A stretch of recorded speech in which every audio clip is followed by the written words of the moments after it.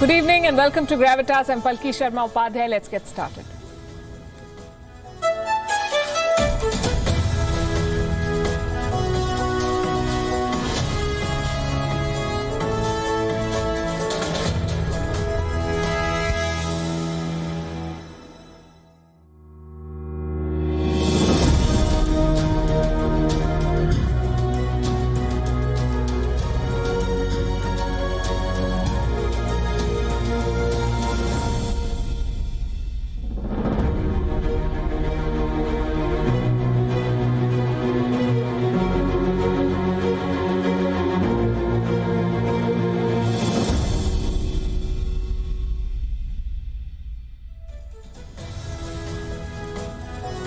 It's good to be back here in the studio. For one, it's warmer. Plus, the situation in Ukraine is spiraling. Embassies are shutting down. People are being asked to leave. Airlines are wrapping up operations. At least some of them are. If you believe the Americans, there will be war this week. But then, given America's recent intelligence failures, it's hard to believe them. From Afghanistan to Iraq, they've got it wrong every single time. So is this just war hysteria? Honestly, it's hard to say. The Russian build-up on the Ukrainian border is not a joke. There's some serious firepower on display and troops ready to overwhelm Kiev on Moscow's command. So it's still a 50-50. Ukraine continues to host world leaders, hoping to change the course of this crisis with talks. Shuttle diplomacy has not delivered so far. The president of Ukraine has made some fresh demands. Talks with Russia, he says, and an invite to the US president. Neither may happen. But the story is moving fast. On Gravitas tonight, we bring you up to speed with a conflict that we tracked for you on Ground Zero. Also on the show tonight, India has banned another 54 Chinese apps. Are these half measures? Is the urgency to hold China accountable missing? We discuss Delhi's strategy or the lack of it. Another horror story from Pakistan. A man is stoned to death for alleged blasphemy. He is said to have burned some pages of the Quran. Canada's Freedom Convoy is going places. Similar protests in Europe, Israel and Australia. We tell you how Justin Trudeau has turned a bunch of anti-vaxxers into global heroes.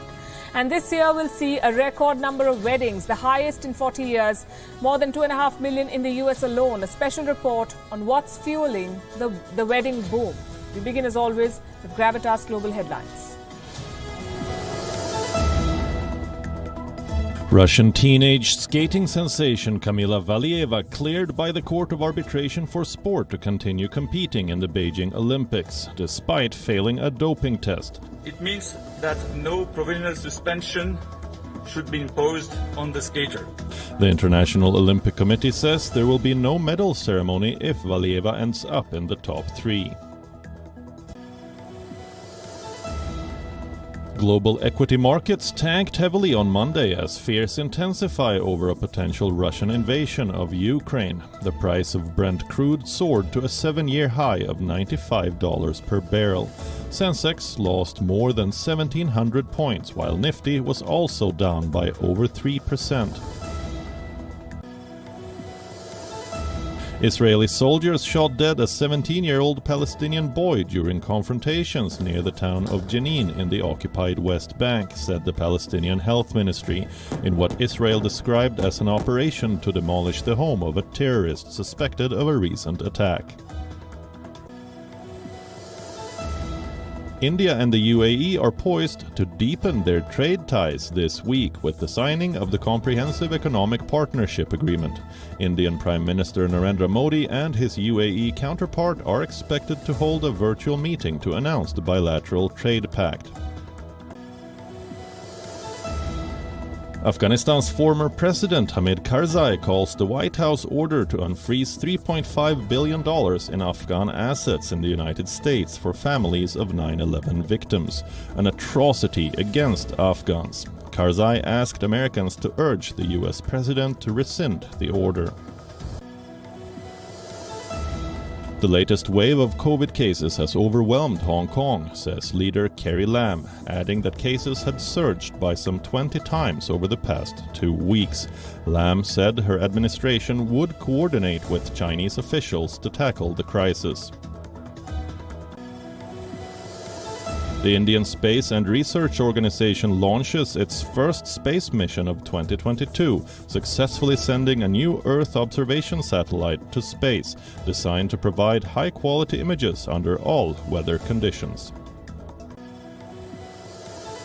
A number of Olympic events were cancelled or postponed after heavy and rare snowfall swept across China's northern regions, including the host city, ruining the original plan for all the snow used at Games to be entirely artificial. The Los Angeles Rams claimed a first Super Bowl title in 23 years after beating Cincinnati Bengals 23-20. The Bengals seemed set to win their maiden title, but the Rams' star-studded roster came up clutch when it mattered. With just 1 minute and 25 seconds left, Cooper Kupp scored his second touchdown to give the Rams a second NFL title. Kupp was named the MVP, while 36-year-old Sean McVay became the youngest coach to win a Super Bowl. Scottie Scheffler snatched a maiden PGA Tour title after coming through a dramatic playoff against Patrick Cantlay to win the Phoenix Open, after failing to win in regulation at the final hole. The American drained a 25-foot birdie on the third playoff hole to secure a long-awaited victory. The drumbeats of war are getting louder in Ukraine. America says invasion is imminent. Russia could strike any moment. But the European partners are more skeptical. They're still betting on diplomacy. It's just like last week. The crisis is taking dual tracks, diplomacy and deterrence. Let's talk about diplomacy first. On Saturday, US President Joe Biden spoke to Russian President Vladimir Putin. Putin had more complaints. Biden had more warnings. In the end, there was no breakthrough. The next day, Biden dialed Ukraine's President Volodymyr Zelensky. He briefed him on the Putin phone call. What happened next is interesting. Kiev says Zelensky invited Biden to Ukraine, sort of like a morale booster. Washington, though, made no mention of this invite. They completely ignored it. And you can understand why. The United States is drumming up panic. Their media says Russia will invade this Wednesday. The White House says it's just a matter of time. Said before, we are in the window when an invasion could begin at any time, should Vladimir Putin decide to order it. I will not comment on the details of our intelligence information, but I do want to be clear. It could begin during the Olympics. Why has America turned alarmist? Maybe they haven't. Maybe this is all part of Western propaganda, pressurize Putin to show his hand. Whatever the reason, panic is now spreading. Around a dozen nations are asking their citizens to leave Ukraine. This includes Britain, Germany, Italy, Canada, Australia and Japan. Airlines are also avoiding Ukraine. Dutch carrier KLM has cancelled flights to Kiev. Germany's Lufthansa is considering the same. And these are not good signs for Ukraine. Foreigners fleeing your country, flights avoiding your airspace, all of this usually means only one thing. War is imminent. But Ukraine wants to keep the morale high. They're not buying America's panic, which is why Zelensky invited Biden to Kiev. It would have sent a strong message to Putin. Instead, another Western leader landed in Kiev today, and let me add, not a popular one. German Chancellor Olaf Scholz. His reluctance to take on Russia has enraged Ukrainians. He's refused to send military aid. He's non-committal on cancelling Nord Stream 2, the gas pipeline. So this visit was always going to be tough. Scholz had to prove himself to two groups, to his Western partners and to the Ukrainian people. Their anger was perfectly summed up by this tweet. It was written by Ukraine's envoy to Germany. The title is perfect. German hypocrisy, he says. Berlin exports goods worth 366 million euros to Russia, but they have given zero military aid for Ukraine, unless you count the helmets. How does Scholz plan to change this dynamic? With the same broken record, sanctions. It's necessary to be clear, to say clearly that in the case of military aggression against Ukraine that endangers its territorial integrity and sovereignty will result in hard reactions and sanctions that we have carefully prepared and that we can put into effect immediately, together with our allies in Europe and NATO.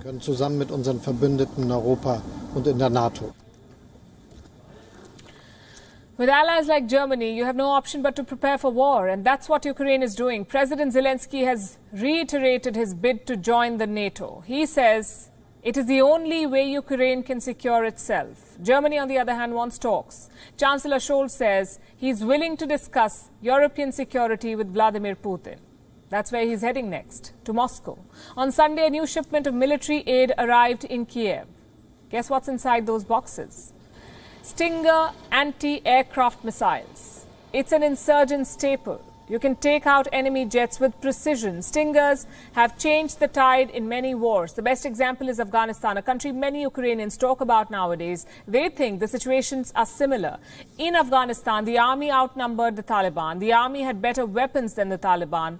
Same in Ukraine. Russia has more soldiers. Russia has better weapons. But if the disorganized Taliban could beat the US-backed army, surely Ukraine's army can beat the Russians.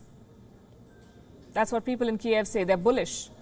But it's a tall ask, frankly. Across the border, the Russian war machine continues to mobilize. In Belarus, the military drills are expanding. Russian and Belarusian fighter jets were patrolling the skies. Down below, tanks conducted firing drills.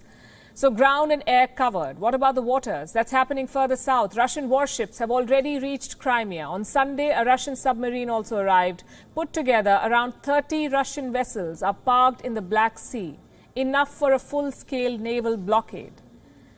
Despite all of this build-up, all this posturing, Russia continues to deny any plan to invade. So Kiev is asking for clarity. And they have triggered a special European Security Pact. It's called the OSCE, the Organization for Security and Cooperation in Europe, OSCE. Russia has also signed this pact. It's a signatory. The OSCE has a special clause on clarity. Suppose a European country is moving its troops or conducting military drills, other nations can demand answers. Basically, they can ask them, what are you up to? And Ukraine has now triggered this clause. They want a meeting with Russia within 48 hours, but Moscow has refused to attend. This conflict is not just playing out in Ukraine, by the way. It's also playing out at the United Nations. It's playing out at the Olympics. It will also play out at the Munich Security Conference this week. They call it Davos for Defense. It's being held since 1963, but this year Russia is not participating. At the Olympics, all the controversy is about this athlete, Russian figure skater Kamil Valieva. Before the games began, she submitted her samples for testing, but the results came out only on the 8th of February, after she had completed her event. It turned out that she had failed the dope test. A court of arbitration was hastily put together and Valieva was cleared to compete.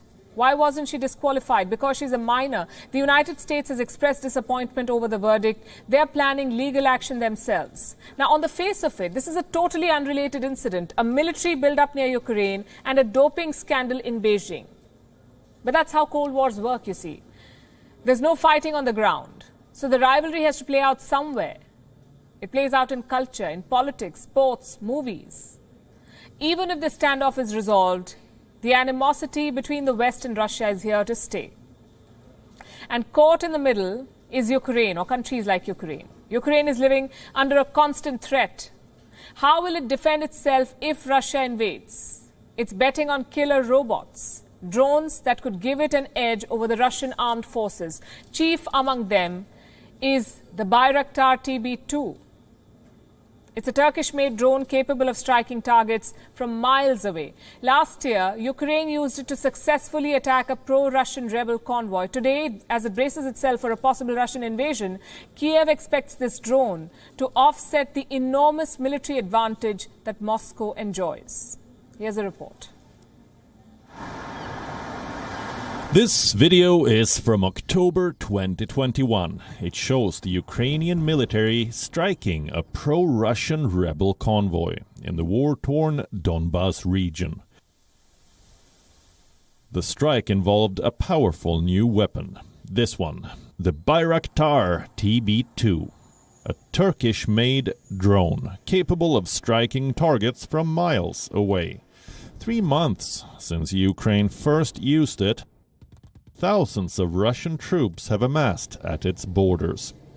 They're waiting for Moscow's orders to launch an offensive. This drone is back in the news as well. It is expected to offset the enormous military advantage that Russia enjoys. We are not saying this, the Ukrainians are. Igor Kopitin is the head of Ukraine's parliamentary subcommittee on defense modernization. He says these drones could give Ukraine a decisive edge over Russia. How exactly? To understand that, we'll have to look at what these drones are capable of.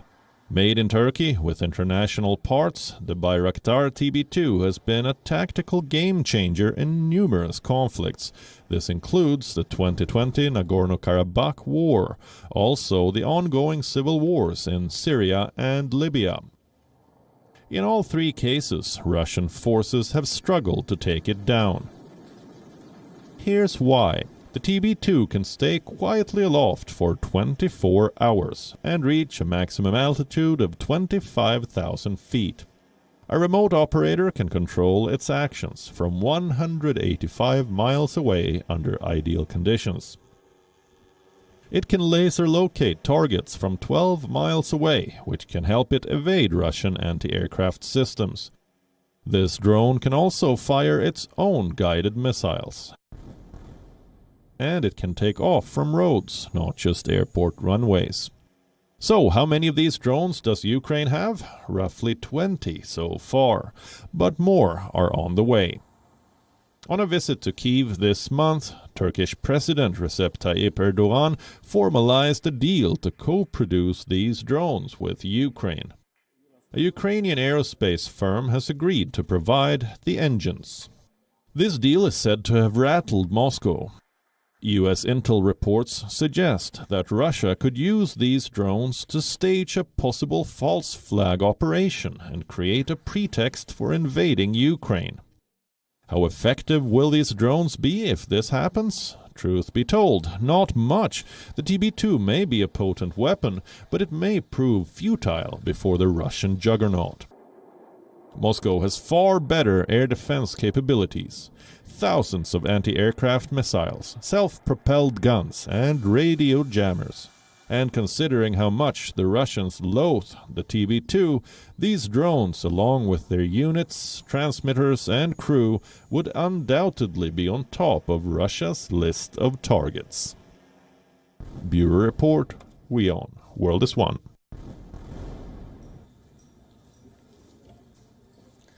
Now, Russia seems to have clarity when it comes to Ukraine.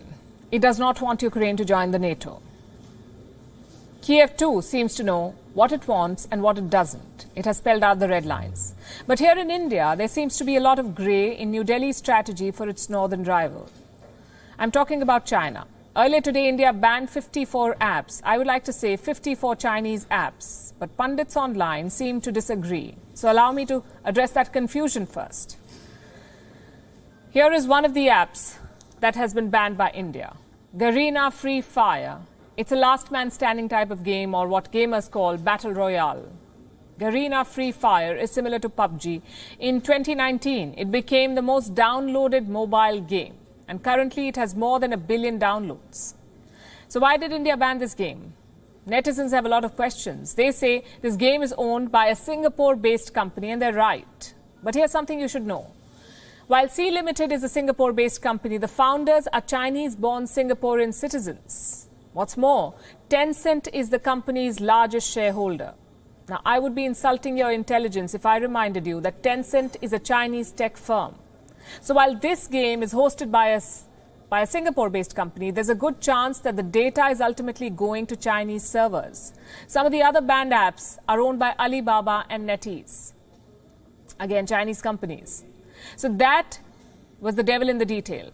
Now let's look at the bigger picture. Why did India ban these apps? Because they were reportedly posing a threat to India's security. You would remember 2020 was the first time that India banned Chinese apps. TikTok headlined that ban. India cited threat to its sovereignty, integrity, defense, security of state and public order. The action followed the Galwan clashes. It's been 2 years since the total number of banned Chinese apps in India has crossed 300. In China too, there have been rapid developments. Let me remind you of two recent ones. An Indian teenager was kidnapped by Chinese troops and the Galwan commander was honored with the Olympic torch. There's also the new Chinese border law and the latest Chinese attempt at renaming areas falling under the Indian state of Arunachal Pradesh. We've covered all of this on the show. Clearly, there's been an uptick in Chinese hostility. And you don't need to be a geopolitical expert to figure this out. Here's something else a layman has been able to tell. Back in India, there is still no consensus on how to deal with China. Lawmakers are yet to arrive at an agreement. Those in power have said very little about China in public. While on one hand, New Delhi is building up border infrastructure, taking measures to protect Indian companies from hostile takeover, pushing for self-reliance to secure supply chains. On the other hand, India is also doing record trade with China. Bilateral trade with Beijing grew 43.3% last year. So the signals are mixed. And that is not to say that India has been silent to Chinese hostility. There have been sharp retorts at times. Take the renaming of places in Arunachal, for example. When China announced names for 15 more places in Arunachal Pradesh, New Delhi shot back. It said assigning invented names to places does not alter the fact that Arunachal Pradesh is an integral part of India, all of which is fine. When China fielded the Galwan commander as an Olympic torchbearer, India announced a diplomatic boycott of the genocide games. State broadcaster Doordarshan also cancelled the live telecast of the opening and closing ceremony. And now India has banned Chinese apps because they were posing a threat to India. But do you notice a trend here? All of these actions are reactive, not assertive, not proactive. There is no urgency to hold China accountable. India, for example, had a chance to punish China at the United Nations Security Council, but it chose to abstain from voting on Uyghurs. What explains this? China is up to no good, and sending mixed signals to this rival will not help. China only understands the language of strength. And I'm not even talking about the military kind. India can leverage a lot. I'll wrap with one example. Very recently, India's top medical regulator warned students against enrolling in Chinese universities. China, you see, has not opened its borders to Indian students, and India does not recognize online medical courses. That leaves a lot of students in the lurch. So now India is warning students in advance to save their careers. Such proactiveness, when displayed in geopolitics, can be game-changing. Meanwhile, congratulations are in order because Canada's Justin Trudeau has done the impossible. He has turned a fringe anti-vax movement in Canada into a global campaign. I'm talking about the Freedom Convoy. It started around late January. Thousands of Canadian truckers drove into Ottawa. They had one demand: take back the vaccine mandates. Justin Trudeau had two options: reach out to the protesters or crack down. Well, Trudeau invented a third option. He fled. First, he was silent for days. Then he tweeted from his secret location. He refused any kind of talks with the anti-vaxxers, which is fair enough. But Trudeau's decision came late. By now, the truckers had besieged the capital. They had blocked major highways with the United States. Trudeau's confusion allowed this protest to grow. And this is the result. A global campaign. Freedom convoys are popping up all over the world now, in Israel, in Belgium, America, France, Australia. They're all demanding the same thing: no vaccine mandates. Let me show you what's happening in Europe. The convoy kicked off in Paris. Hundreds of cars arrived at the Arc de Triomphe. And they kept blaring their horns. They unfurled the French flag. It was complete chaos.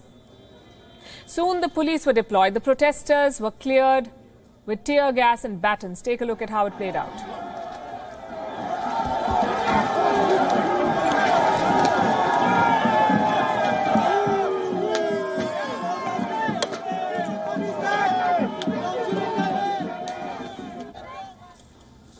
The Freedom Convoy was driven out of Paris. Their next stop was Brussels. Dozens of cops are stationed outside the European Union headquarters. Checkpoints were set up en route to the Belgian capital. Clearly, Europe is bracing for chaos. In Greece, the protests took a different form. Thousands of unvaccinated health workers marched through Athens. They sang, they danced. But don't be fooled by their displays. At the end of the day, these people are anti-science. They're putting themselves and others at risk. The Freedom Convoy is the perfect setting for America's far-right groups. In fact, they've already joined in. American truckers are planning to mimic their Canadian counterparts. If Canada's protests were so disruptive, you can only imagine what will happen in the US.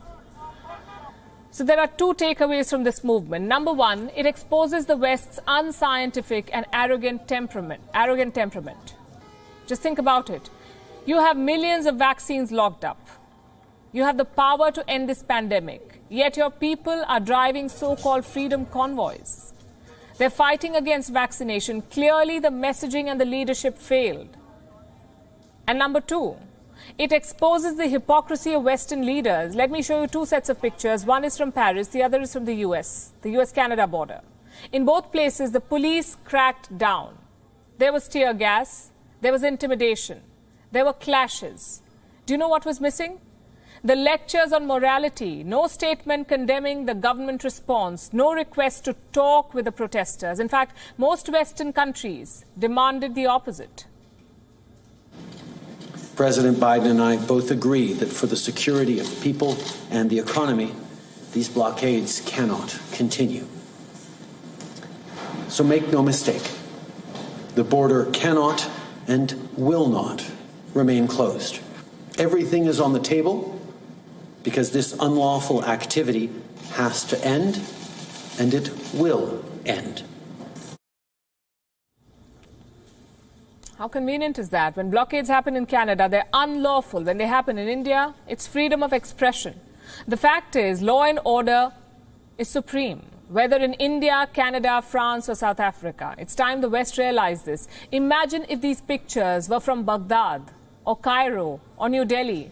Trudeau would have been rallying on Twitter. Joe Biden would have been lecturing from the White House. But in this case, they are in full agreement. The protests must end. The border must be reopened. And just to be clear, we're not saying that Trudeau's decision is wrong. Cutting off highways is totally unacceptable. We are saying the same principle should apply to every country. If Canada's blockades are illegal, so are India's. If Canada can use the police to restore daily life, so can India. That is what the West must realize and accept. Instead, Justin Trudeau dabbled in confusion. He hid, he condemned, but he never acted decisively, and decisive does not just mean crackdowns. Even talks can be a decisive option. By opting for neither, Trudeau let this movement grow. He made heroes out of these anti-science hooligans. It's ironic if you think about it. The poster boy of woke sparks a global anti-vax movement. Over in India, the country's largest life insurance company is going public. We're talking about the LIC, the Life Insurance Corporation of India. In March, it's expected to make its initial public offering, IPO. Now, there's a lot of unknowns about this decision. Questions like, why is the LIC going public in the first place? How big will this IPO be? How many shares will be on offer? And how can policyholders claim those shares? Our next report tells you all that you need to know.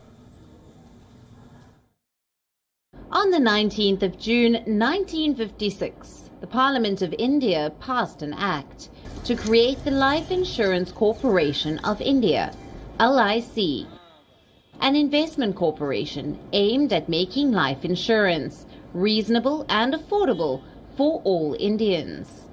Over the years, this corporation became a household name. It grew into an insurance behemoth with a strong grip on the market. Despite the entry of several private players, even today, LIC's market share stands at 64.1% in terms of premiums, making it the biggest life insurer in the country. If these feats weren't enough, LIC is now set to hit another big milestone. The company has filed its draft Red Herring Prospectus, DRHP, for an initial public offering or IPO. If you're someone who doesn't understand how this works, here's a detailed breakdown of what's about to happen. LIC is going public, meaning its shares will soon be up for sale. The state-owned company is also offering millions of its policyholders a chance to invest. When is this happening? Most likely in March 2022. That's when the IPO is expected to be launched. Why is this happening? To bolster the government's coffers drained by the pandemic. India has recorded its worst recession since independence due to COVID-19. LIC's IPO will give the government some much-needed financial relief. So how many shares will the government sell? The government of India owns 100% stake in the insurer. It will sell 5% of its stake in the IPO, and up to 10% of the shares will be reserved for policyholders. How can policyholders claim this offer? By making their bid under the policyholders' quota. All they have to do is link their PAN card details with life insurance policies. So how big will this IPO be? The biggest ever to hit the Indian stock markets. Reports say the listing is expected to raise 65,000 crores, making LIC the biggest listed financial service provider in India. How will the company benefit? IPO documents filed with SEBI indicate that LIC may be valued in excess of 12.5 lakh crore, making it more valuable than all other listed government-owned entities. But a few uncertainties remain over this move, such as questions on whether investment decisions will be made by the LIC management without any government interference. It's also unclear if LIC will be able to retain its market share, given the increased competition for younger consumers from new and tech-savvy entrants in the market. Bureau Report, WION World is One. Meanwhile, in Pakistan, a crime called blasphemy has taken yet another life. Over the weekend, a man was stoned to death for an alleged act of blasphemy. Alleged. Before we delve into the story, I must warn you, the images are disturbing. They show an enraged mob of Islamists attacking the victim with clubs, bricks and batons. This happened in the Khanewal district of Pakistan's Punjab province. Reports say the fanatics assaulted the man for several hours and then hanged his corpse from a tree to set an example. The victim has been identified as 41-year-old Mushtaq Ahmed. He belonged to a nearby village. Reports say that he had been mentally unstable for the last 15 years. On the 12th of February, he was arrested by the local police for allegedly burning a few pages of the Quran. While he was in prison, news about his crime, alleged crime, began to spread. A mob gathered outside the police station asking the police to hand him over to them, which they did in order to protect themselves. At least that's what the police now say. They did it to protect themselves. The man was then paraded on the streets, tied to a pole and tortured, beaten to death.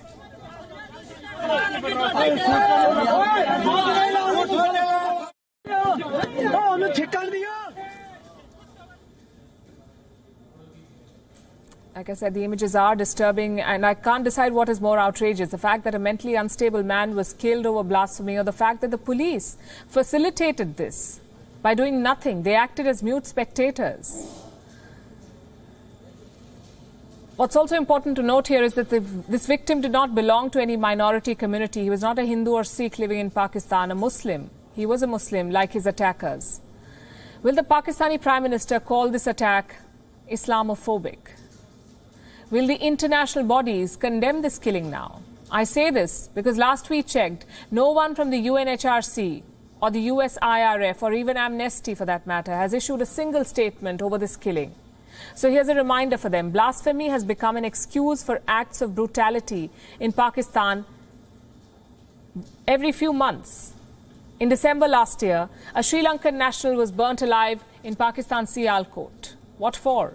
He allegedly desecrated Islamic posters which contained the name of Prophet Muhammad.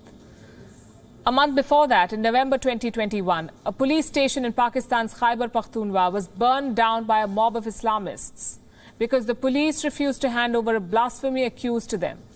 And in August last year, 2021, an 8-year-old boy was charged with desecrating a temple and sentenced to jail. That's right, they imprisoned a minor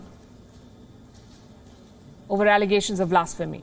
And it does not end there. In 2014, a Christian couple was killed by a mob for allegedly desecrating the Quran. In 2013, an entire Christian colony was torched after some inhabitants were accused of blasphemy. In 2010, 250 Hindus were forced to convert by their employer after Muslims began boycotting eatables that they were manufacturing over accusations of blasphemy. If we put all of these incidents together, and there are many more of these, there have been more than 44 extrajudicial killings in Pakistan over blasphemy, 44 lives lost in the name of protecting the faith. This is according to a report by the Center for Social Justice in Lahore. So when will Pakistan learn that what it really insults is Islam in the name of this cruelty, perhaps when these Islamists knock on the doors of those running the country. Now, if those Islamists do come knocking, who will Pakistan turn to? Most likely China. They are indebted to Beijing, both politically and financially. But not every country is so desperate. Some are gradually realizing the pitfalls of partnering with China. Tonight, we are focusing on one such country, the Philippines. It's a very important country in the Pacific, close to Taiwan, bound by the South China Sea and fed up with Beijing's bullying. So it's a perfect combination, the Philippines. Recently, the Philippine Senate announced a major decision. It deferred the ratification of RCEP. That is short for the Regional Comprehensive Economic Partnership, RCEP, called RCEP. Now, the RCEP is basically a mega free trade deal. Broadly speaking, it includes two groups. One is the ASEAN, and two, ASEAN's free trade partners, which includes the likes of India, Japan, China, and Australia. That's around 16 nations in all. Put together, they make up 1/3 of the global GDP. The idea was to build on this, to create an integrated free market between these 16 nations. I know it sounds like a good plan, but as always, there's just one problem. And that problem is called China. Beijing wants to use the RCEP to flood foreign markets to counter US influence in the Pacific. So India walked out of this deal. And something similar is happening in the Philippines. A, they're worried about China spreading its tentacles. And B, their farmers and businesses are protesting. So the Senate has decided to defer the ratification. Now, nobody knows what will happen next. Maybe the protests will be resolved, or maybe the Philippines will leave RCEP. Either way, the larger picture cannot be ignored. The Philippines is moving further away from China. And this could be a big opportunity for India. In fact, India's Foreign Minister, S. Jaishankar, was in Manila today. He met with his Filipino counterpart, Teddy Locsin. Here's what the Indian Foreign Minister tweeted after the meeting. "We are entering a new phase of our partnership," he said. "Its basis is the mutuality of national security and development aspirations." Now, this relationship has always had a lot of potential. Historical ties between the people, cultural exchanges, but two things were missing: trade and military cooperation. Bilateral trade was around $2 billion in 2020. Only 6th largest among the ASEAN nations. But recently, things have changed. Both countries are looking to sign a preferential trade agreement. And last month, they signed a major defense deal. We told you about it. The Philippines bought India's BrahMos missiles for $375 million. It was important for two reasons. Number one, this was the first foreign order for BrahMos. And number two, the missiles were bought to deter China. It was a diplomatic and strategic coup for India. You see, ties built on defense are the strongest. Case in point, India and Russia. This relationship, India and Russia, has survived so many changes: the Cold War, the fall of the Soviet Union, the decline of Russian power, and today the crisis in Ukraine. And through all of it, the relationship has remained strong. New Delhi must aim to build something similar with the Philippines. It's a fellow democracy, it's an Indo-Pacific nation, and just like India, they know what it's like to be China's neighbor. Having said that, a lot depends on the alternatives. If Manila leaves RCEP, do they have another option? Take vaccines, for instance. Last year, China donated millions of doses to the Philippines. Remember, this was in the middle of a naval conflict. If the Philippines abandons China, who will fill this gap? The alliance of democracies must step up. Groups like the Quad must create effective alternatives to China. If not, the movement against Beijing will remain wavering. And we're going to end the show tonight on a lighter and, you could say, brighter note. Have you noticed how social media is full of wedding posts these days? So many people are getting married. Every time you check your feed, there's a new wedding or engagement post. If nothing, at least a save the date. A record number of couples are getting married this year, at least 2.5 million in the United States alone. Is this on expected lines, or did the pandemic change something? Our next report tells you.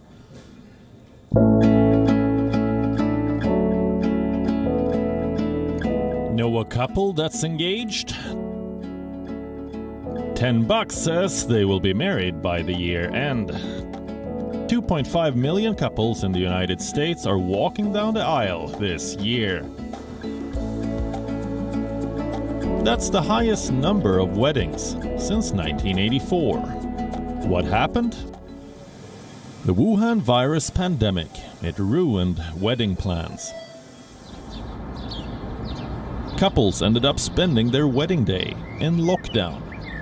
Those who had no plans of getting married immediately decided to take the leap after spending the lockdown together. So the record number of weddings in 2022 is a mix of both pushed dates and new engagements.